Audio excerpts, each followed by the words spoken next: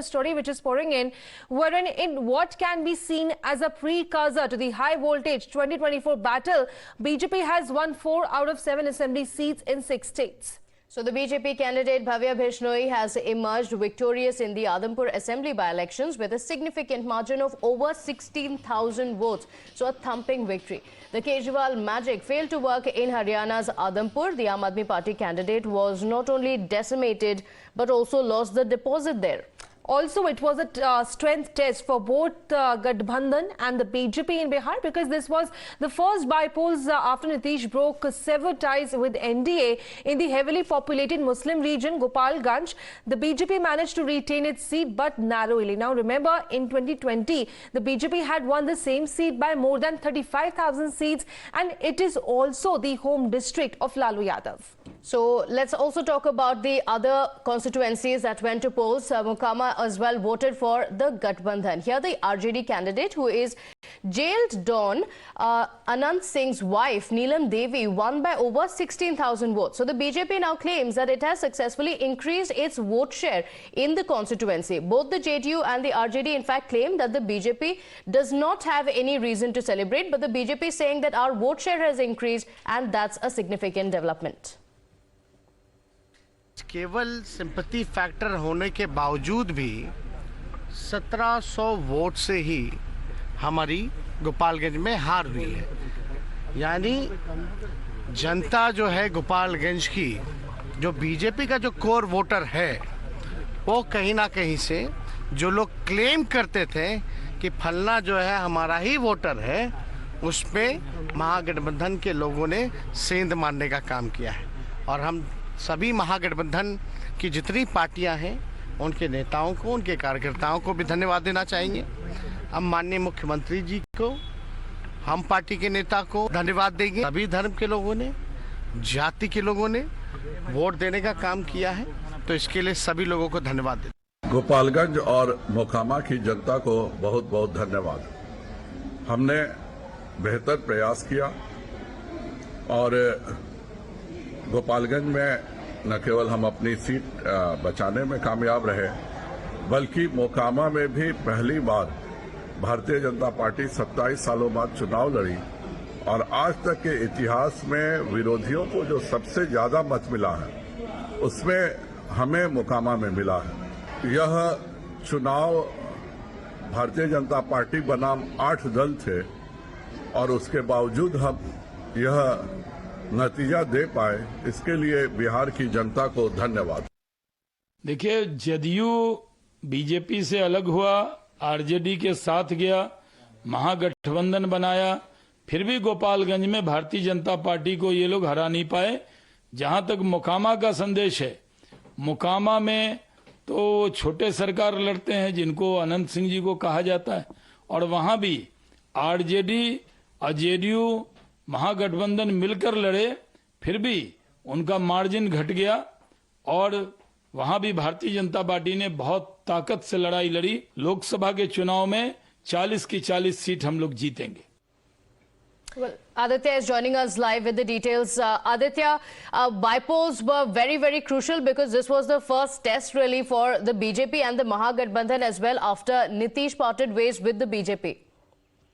Well, exactly. Technically, the RJD and the BJP both shared 1 seat each in the bypolls, the recent bypolls. But with the results going on the same expected lines, a message is actually clear that no one is likely to take things for granted. Right. I mean, this is what has happened as of now, because the BJP has categorically claimed that it has been successful in decreasing the margin of defeat in Mokama constituency, while simultaneously actually retaining its Gopalganj constituency. But that being said, there are takers from the Mahagathbandhan side who are actually claiming that the margin with which Mokama seat has been retained by the RJD particularly and Mahagathbandhan as a whole, this is a clear vindication of the fact that there were some people who blamed CM Nitish Kumar of actually taking away popular mandate to the other side, but then this is something that they claim as their part. So there are different opinions, but then the issue remains the same, that both the constituencies actually were retained by the parties they already had their representatives with. Right. All right. Thank you, Aditya, for sharing those quick insights on this development. But also, on the other hand, in Telangana, the TRS managed to win the high-stakes Munugode bypolls for KCR. The Munugode bypoll was a prestige battle, as BJP victory would have signalled a crack in the TRS defensive line. Now, crying foul, the BJP alleges that TRS managed to win only because it used muscle and money power. But the key takeaway remains that despite Rahul's Bharat Jodo Yatra, the Congress party has only further lost its vote share in Munugode. In fact, even though the BJP put up a spirited fight, it was the TRS that won. But the biggest loser in it all turned out to be the Congress party. ఈ ఎన్నికల్లో పెద్దలు ఎప్పుడో చెప్పారు, రాజకీయాల్లో హత్యలుండవు, ఆత్మహత్యలు మాత్రమే ఉంటాయని చెప్తారు. ఈ ఎన్నికల్లో జరిగింది అదే. బలవంతపు ఉప ఎన్నికను అహంకారంతో, డబ్బు మదంతో, రాజకీయంగా కళ్ళు నెత్తికెక్కి పొగరుతో ఈ ఎన్నికను తెలంగాణ ప్రజల మీద, మునుగోడు ప్రజల మీద రుద్దింది ఢిల్లీ బాసులు అమిత్ షా, నరేంద్ర మోడీ. వాళ్ళిద్దరి అహంకారానికి చెంపపెట్టు లాంటి తీర్పునిచ్చిన మునుగోడు చైతన్యానికి మళ్ళీ ఒకసారి ధన్యవాదాలు తెలియజేస్తాను. भारतीय जनता पार्टी को जिताया लोग, मगर ये केसीआर जो है करप्टेड सीएम डिक्टेटर क्या करा, 100 एमएलए को, 15 एमएलसी को, एमपी को, मिनिस्टर्स को लाके इधर हर गांव में बिठा के टेरराइज कर दिया, पैसा दिया, लोगों को डरा के पुलिस पूरा हमारा बीजेपी कार्यकर्ता ऊपर बाहर घूमने नहीं दिया, मेरे ऊपर अटैक हुआ, इटला राजेंद्र, किशन रेड्डी, सब लोगों को अटैक किया, किधर गांव में कैंपेनिंग भी नहीं करने दिया, उतना टेरराइज करके कम्युनिस्ट वालों को खरीद के इलेक्शन में थोड़ा मार्जिन से जीता. इसका मतलब ये असली जीत नहीं है. तो इलेक्शन कमीशन को हम जरूर जाएंगे, हमारा फाइट तो चलते रहेगा.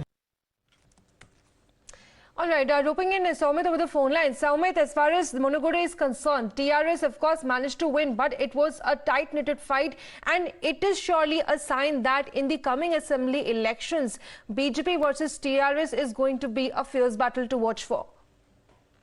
Well, for sure, it's not a thumping majority, but, TRS has managed to get 10,000 votes on the BJP. So basically, however, we saw, the campaign, the aggressive campaigning by both the parties, and, the Congress party, even we have saw, they tried, but, they failed to even keep up their deposits. So basically, this time we have saw to put an end to this, political fight for the Munugodu, because, several clashes broke out, several injured, and, the war of words, and the battle on ground. So all these things we have saw in Munugodu, in Nalgonda, and in Telangana. So to put an end to that, TRS has managed to get that. But still war, intensifies, because BJP candidate has said that they'll be approaching the Election Commission of India and they'll keep fighting the state government. So basically, we can state that it is, on the other hand, again, we are also at the TRS version that, this was the victory not against the Rajgopal Reddy, the candidate of the state BJP, but it's against the Amit Shah and Prime Minister Modi. Okay. So basically, this war of words are still intensifying, and, however, we can say that TRS managed to get a narrow win in this bypolls. Absolutely, and this really sets the stage for the upcoming assembly elections as well. So, Amit, thank you for joining us with those details. Talking about the other constituency, the BJP riding on a sympathy wave for its candidate, the son of the party's deceased leader, and helped by a division of the BJP votes on account of a rebel, coasted to a clear victory in the Dharmnagar constituency of Odisha. In fact, besides retaining the seat, the Saffron Party also ended the ruling BJD's winning run in the bypolls since 2019, when it came to power for the 5th consecutive term in the state. Yes, so of course, in Gola Gokarnath, BJP candidate Aman Giri won by defeating his nearest rival and Samajwadi Party candidate by over 34,000 votes in a contest almost devoid of competition. Rutuja Ladke, the candidate of the Uddhav Thackeray-led Shiv Sena, won a resounding majority of votes to emerge victorious in the Andheri bypoll. Mohit Bhatt joining us over the phone line with the details. Mohit, the reason why the bypolls were so keenly watched is because it sets the tone for what's going to happen in the state in the upcoming assembly elections. For the BJP, overall, it's been a good show, winning a majority of the bypolls that it went to. Well, yes, in fact, BJP has won 4 out of the 7 seats in these bypolls. But specifically, if you talk about the Telangana bypolls, it was a very close contest between the BJP and the TRS. And remember, the BJP is trying to breach the southern fort, and Telangana BJP believes would be the first way of breaching the southern fort, and that's why these bypoll elections were very important. BJP was massively and extensively campaigning over there in Telangana. Now, if you talk about the UP, BJP has won the bypolls over there. 1 seat they have won in Bihar also. And the BJP leaders say that this also shows that how in 2024 it will be BJP versus the others, versus the all opposition parties, and that is why these elections were very important. And their result comes at a time when in few days from now the Himachal Pradesh will go for polls and Gujarat will also go for polls. This was seen as a precursor to what will happen in the assembly elections, and for 2024 also all the combinations, the caste combinations, all the state combinations were kept intact. And that is why these bypolls were very, very important, specifically in the state of Bihar also. Yes, of course. And now it is going to be seen what impact it is going to hold as far as the upcoming assembly elections are concerned, and also the 2024 elections. Thank you, Mohit, for all those quick updates. We'll keep tracking the story for viewers. On that note, it's a quick break.